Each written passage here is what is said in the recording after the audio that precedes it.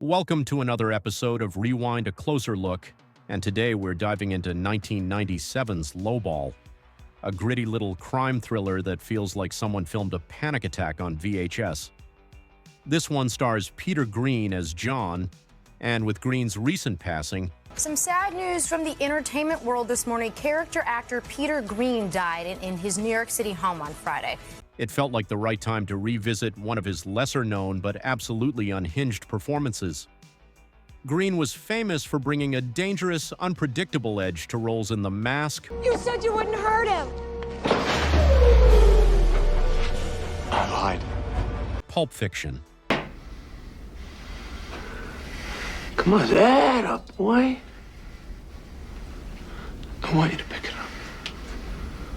See? And Clean-Shaven. And in Lowball, the man basically plays every scene while high on, method acting, creating a character who is equal parts magnetic, terrifying, and, oh dear God, please don't let him near a firearm. It's chaotic, it's messy, it's very 1997, and somehow it's exactly the kind of movie Greene excelled in. Let's get into it. The movie opens down at the docks where two mobsters are making some kind of vague, shadowy exchange. Classic, don't worry, the plot will explain this later energy. Then smash cut to Greene lying on a bed looking like he's halfway between hungover and dead. We get tight close-ups of his face as he smokes, sweats, and casually bumps a line of cocaine off his hand. You know, normal hero introduction stuff. Suddenly, we're in a pool hall where the camera lingers on a billiards game for so absurdly long it feels like the editor fell asleep. Then, bang. A gun comes into frame and absolutely everyone gets blasted. Bodies everywhere.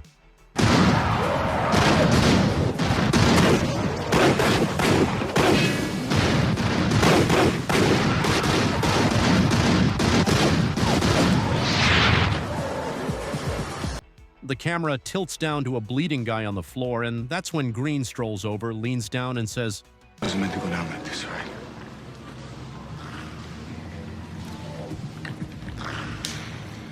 Just close your eyes, okay?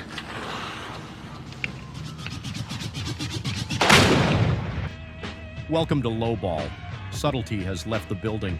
Over some aggressively early 90s rap music, When it's the Brooklyn Bonds, when it's the dirty birds, when it's the Lords of Brooklyn, won't go back on our words, cause we're pissing on the curves, dishing out the dirt. we follow a white car cruising through New York, your standard establishing shot montage.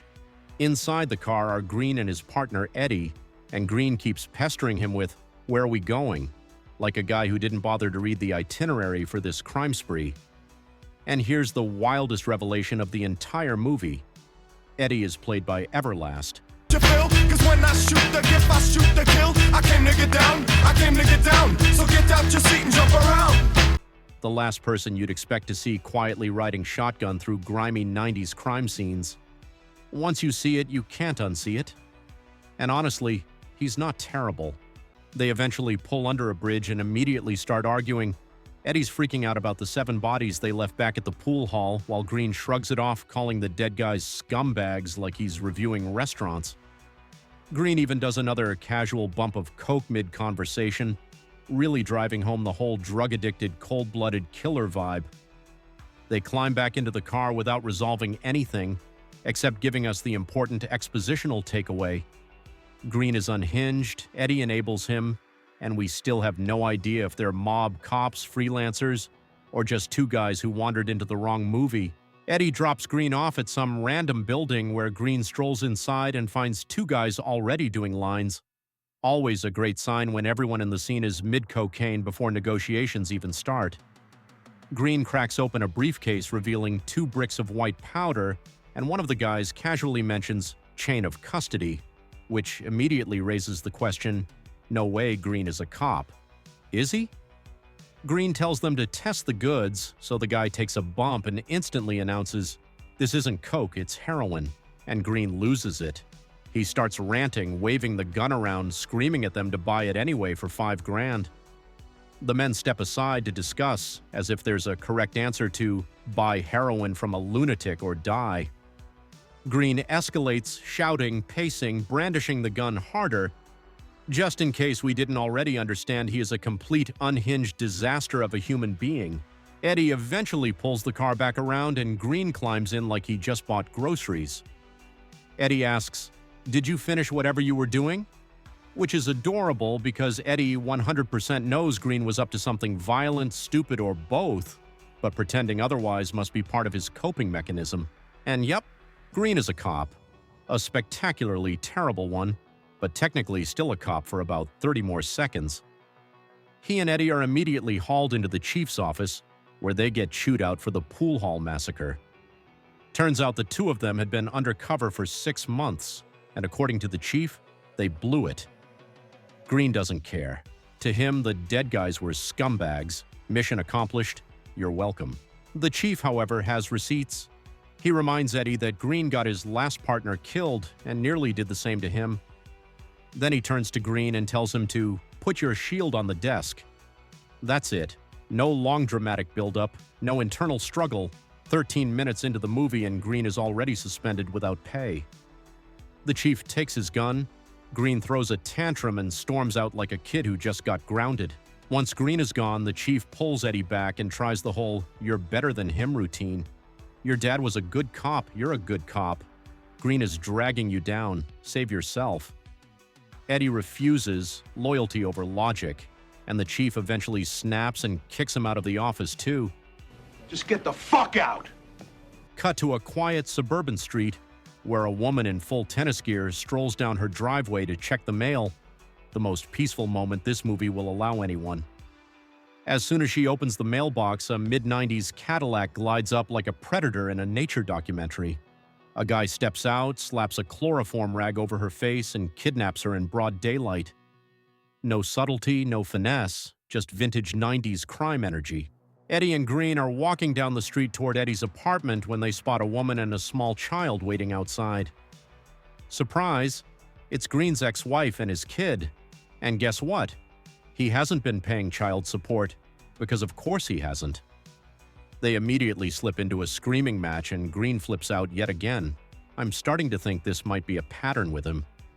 He shoves some money into her chest and yells that he never wants to see her again. Get the fuck out of my life, and I mean it this time. Get the fuck out.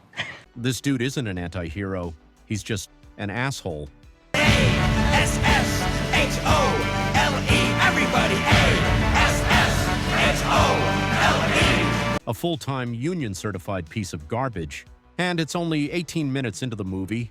So far, Greene has killed 7 people, stolen heroin off their corpses, sold said heroin to another dealer at gunpoint, got his last partner killed, got himself and Eddie suspended, is a deadbeat dad who screams at his ex, and is snorting coke like it's a dietary supplement. We're not looking at a troubled hero. We're looking at someone who should legally be required to wear a warning label. His ex and the kid walk off. Greene mutters a rude comment about her to Eddie, and then he storms away too. Eddie heads outside to the balcony, only to see Greene sprinting back up the street toward his ex and kid.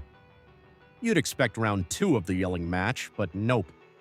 Greene suddenly switches from screaming deadbeat to romantic lead, asks her to come back, and somehow she does. Cut to upstairs where Eddie and the kid are gently jamming on guitar and harmonica, a wholesome moment that lasts precisely 10 seconds, because in the next room, Greene and his ex are very loudly making up. Oh, come on! What the hell did this man say to her? Because 5 minutes ago he was screaming in her face, and now she's enthusiastically overlooking every single red flag on Earth. Meanwhile, in the living room, Eddie stops the music and casually starts rummaging through a case full of guns. He pulls one out, inspects it, points it around the room, all while the kid is sitting right next to him. At this point, the movie isn't even pretending to be grounded. I have no idea what tone it thinks it has, but responsible cop drama is not it. Back in the bedroom, Greene's ex asks if he's okay, and we get another flashback to the pool hall shootout. This one shows just a little more than before, as Greene spirals into a breakdown about how she won't want him back and how he's too far gone. Both of them now crying. The editor is adding weird whoosh sound effects between cuts. Doesn't really matter anymore. Come on, baby, it's okay. Don't let the kids see you cry. I love you, babies.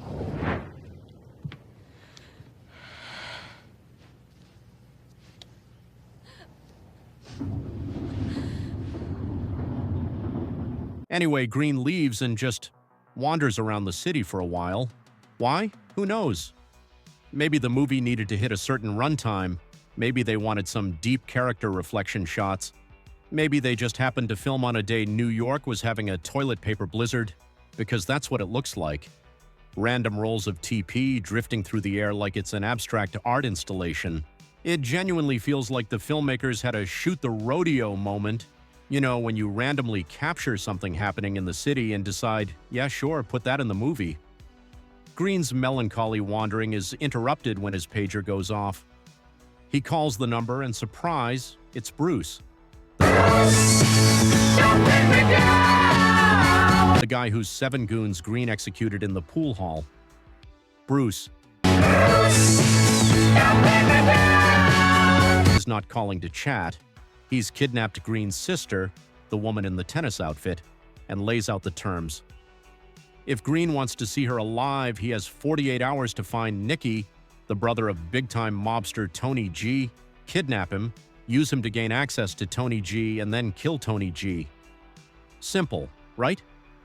Just a quick little errands list: kidnap mobster, assassinate bigger mobster, save sister. Try not to snort half of Manhattan in the process. Everybody got that? Good. Greene agrees because of course he does. Chaos is his primary love language. Eddie heads over to his girlfriend's place where she gives him the "you can't save everyone, especially not Greene" speech, which the movie immediately undercuts with some gratuitous 90s boobs, because of course it does. Eventually, Eddie's pager goes off and he has to leave to meet Greene, kicking off yet another walking and smoking montage. Meanwhile, Greene waits at the docks, pacing, smoking, looking like a man auditioning for Nicotine, the movie.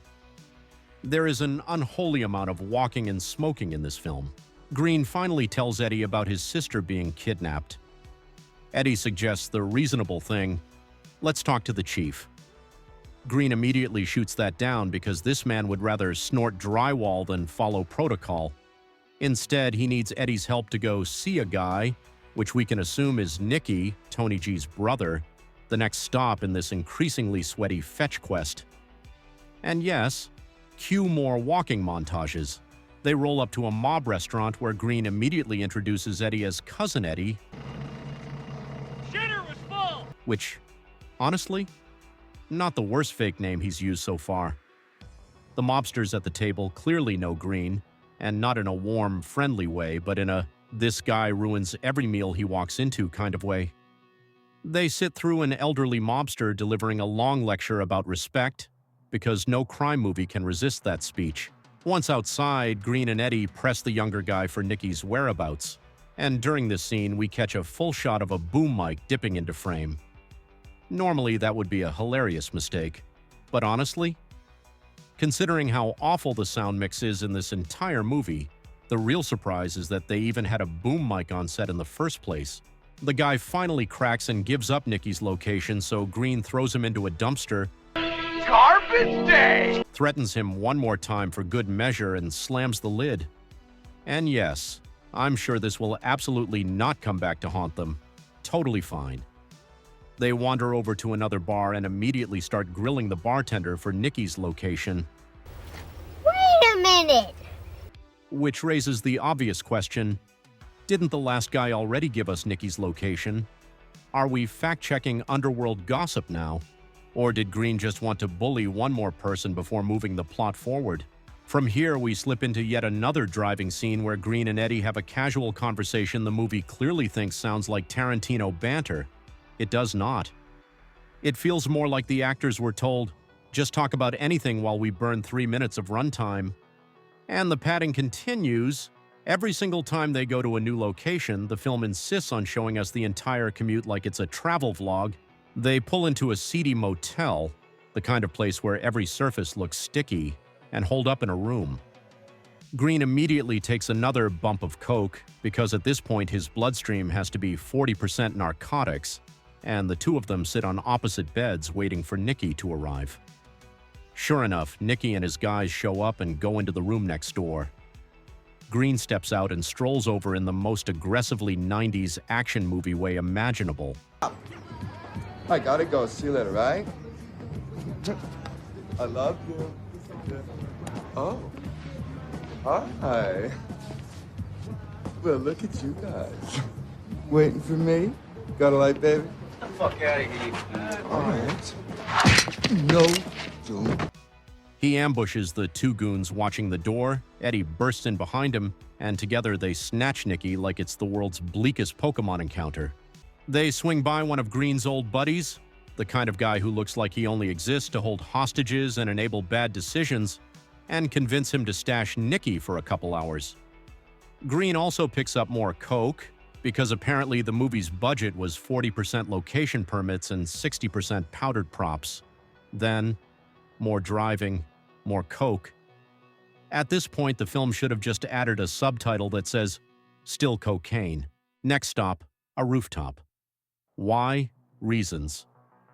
Greene does even more coke up there. Maybe it hits harder at altitude. While Eddie once again tries to be the adult in the room.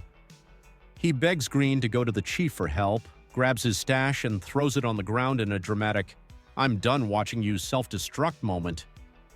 Greene reacts by doing absolutely nothing useful. From there, they head to Eddie's apartment, crack open some beers, and Greene immediately triggers another flashback to the pool hall massacre. Each flashback gives us just a little more info, like the movie is teasing us with a mystery box nobody asked for. It's slowly starting to look like Greene didn't actually kill everyone in cold blood, and that the guy he did shoot might have been a mercy killing? Maybe. But before you can feel sympathy, Greene goes to the bathroom, pees blood, and then vomits. Gorgeous, truly the picture of health. This man is a human PSA. Back at Greene's buddy's place, the temporary Nicky storage facility, everyone suddenly realizes who Nicky actually is. Panic sets in instantly. They start ranting about how they're dead men walking, and right on cue we cut to a sniper's scope. Pop, pop, pop. Greene's buddy and his whole crew get erased from existence before they can finish their freak out. Nicky slips out in the chaos like it's nothing. Tony G clearly doesn't play games. No wonder everyone wants this guy dead. He's basically a one-man consequences department. More driving. Always more driving. Greene suddenly tells Eddie to pull over because he might be sick, which, in Greene language, means he's about to rail another bump on the side of the road.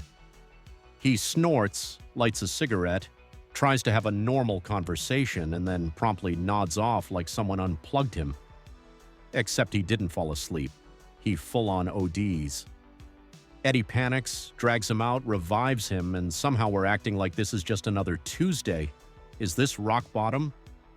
In any other cop movie, this is the moment the guy gets his badge taken away, goes to rehab, and stares out a rainy window while sad music plays. Not here. In Lowball, ODing on the sidewalk is barely a speed bump in Greene's day. If you just watched your friend OD on the sidewalk and barely dragged him back to life, where would you take him next? If your answer is to a bar, congratulations. You're exactly as good a friend as Eddie.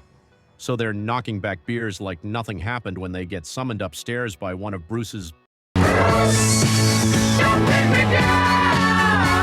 henchmen. This guy lays out the plan, what to do with Nicky, how to use him as bait, how to lure Tony G. Simple enough, until Tony G's crew immediately storms in, wipes out Bruce's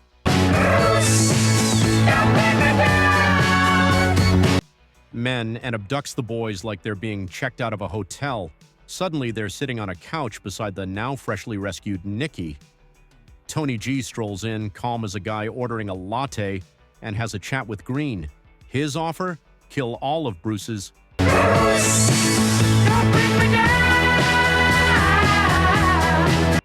guys, and he'll tell Greene where his kidnapped sister is being held. Cut to the boys suddenly at a drug deal. Yes, the one time a travel montage would have actually been helpful, the movie just teleports us there instead. The dealer immediately gets twitchy about Greene and Eddie's whole unhinged cop and exhausted sidekick energy, and things go sideways fast. Greene answers this tension by casually throwing a knife straight into the dealer's neck, and then the boys mop up the rest with bullets. I'm guessing these were Bruce's guys?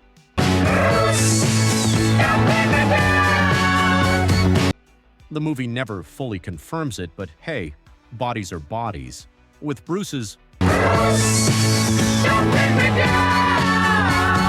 crew wiped out, Tony G honors his weird mobster honor code and points them toward yet another guy who knows Bruce's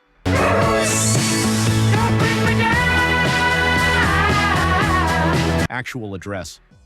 This whole rescue mission is starting to feel like a roundabout PS1 era fetch quest, but with more coke and fewer save points. Finally, armed with the address, Greene and Eddie gear up to go save Greene's sister, or at least die trying, which honestly feels equally likely at this point. The boys split up and move through an abandoned factory. The movie suddenly decides to get stylistic for the first time ever. We get a random split-screen shot of Greene and Eddie stalking through the warehouse. It looks cool, sure, but why now? Why only once? Did the director get bored and decide to reinvent the movie halfway through? As they continue the world's slowest rescue attempt, Eddie comes across a guy in the middle of, what, a stretch? A yoga pose? Interpretive dance? Whatever it is, Eddie just silently pops him with a suppressed pistol, a gun he has never once been shown carrying. Reverse Chekhov's gun. It appears right before it fires. From the moment they enter this warehouse, it's like a new director took over. The lighting goes all moody with blue glows and deep shadows. The camera tilts into Dutch angles, and between that sudden split-screen flourish earlier, the whole movie shifts from bargain bin crime flick to student film final project. Eddie is the first to find Greene's sister, and immediately gets sneak attacked by a 6-foot dominatrix henchwoman who knocks him out, ties him up, and injects him with drugs. Because sure, why not add kink and chemicals to this already chaotic rescue mission? Bruce finally steps out of the shadows and asks Eddie why he's even helping. "You're not family." Then he shoots him, and to the movie's credit, fantastic squib. Easily the most convincing effect in the whole film, Bruce turns to walk away, but Greene pops in like he's entering stage left and just blasts both him and the dominatrix. No final showdown, no tension. The villains die with all the ceremony of accidentally deleting a file. Greene rushes to check on his sister and Eddie. And surprise, Eddie isn't dead. Bruce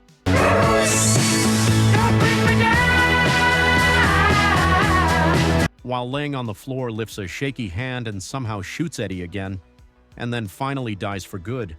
No dramatic standoff, no redemption, just dead partner. Greene scoops up Eddie's body, walks his sister out, loads Eddie into the car, and they drive away in silence. That's it. That's the climax. So, yeah, that was something. Greene did end up getting his partner killed after all. Honestly, he should have been the one to die saving his sister. You know, the classic redemption arc. Sacrifice your garbage self, let someone decent walk away. But nope, there is no arc for Greene. He stays on a trajectory as straight as the lines of blow he was doing. And the movie leaves us with so many unanswered questions. Did he get his badge back? Did he get clean? Who were those random mobsters doing a deal at the beginning? Did the guy Greene threw in the dumpster ever get out? How does he explain Eddie's death? And those pool hall flashbacks, were the killings justified or just more Greene chaos? We never learn any of it. Greene ends the movie exactly how he started. Still a mess, still an asshole. Still the worst anti-hero imaginable. But here's the thing, Peter Greene made it watchable. Even when the movie doesn't know what tone it wants, he knows exactly what he's doing. That cold stare, that unpredictable energy. The guy brought intensity even when the script forgot to.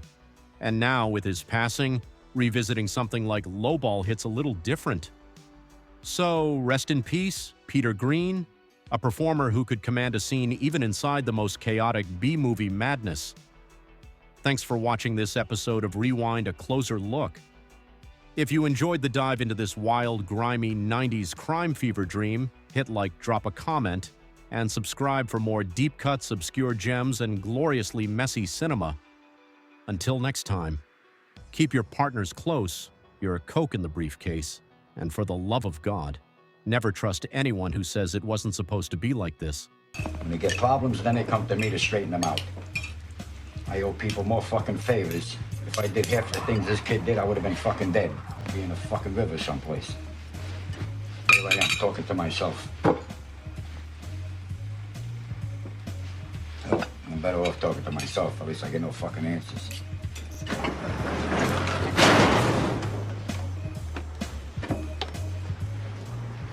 Where's that girl with the coffee? Mary Ann! Bring the goddamn coffee here, for Christ's sakes.